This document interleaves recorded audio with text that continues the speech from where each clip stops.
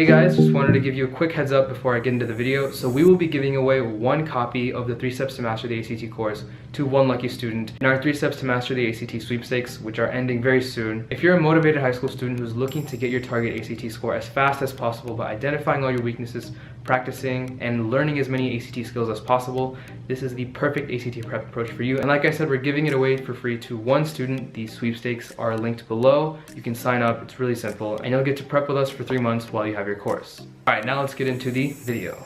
Let's face it, ACT reading can be really difficult at times, and we're all looking for ways to make it easier. That's why I'm making this video to give you guys 3 big tips that are going to help you guys a lot on the reading exam. These are tips that helped me improve my ACT reading score by 15 points back when I was taking the ACT, and they can help you improve your score significantly as well. So let's get into it. Tip number 1, and the most important thing on the ACT reading section, is to time yourself. Now it's obvious that this is important, but the thing is there's a ton of ways that you could go about timing on the reading section, and I want to give you the most effective way to do that. The optimum timing approach for the reading section is to minimize the time spent reading the passage, but still get the greatest understanding possible, and maximize the amount of time that you spend answering questions, because questions earn you points, and simply reading the passage does not. Because you only have 35 minutes to go through all these passages and answer the questions, it's best to just divide it up by 4, so you get 8 minutes and 45 seconds per passage. This is the part where you really get to choose where you put your time. You have 8 minutes and 45 seconds. How do you allocate that time for reading and then answering questions? The best way to go about it is to spend no more than 2 or 3 minutes just reading the passage,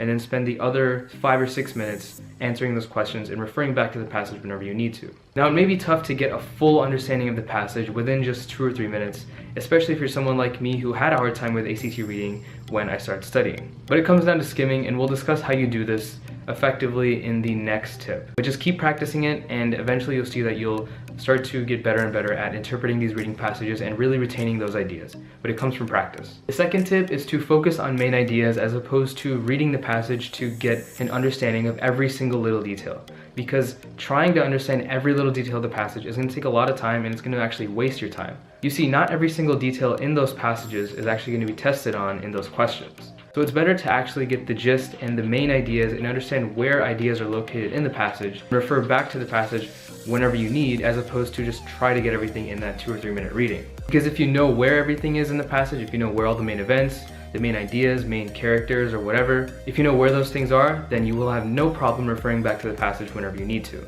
So keep that in mind when you're reading, and again, look for main ideas, look for big events. Keep those in mind when you're answering questions.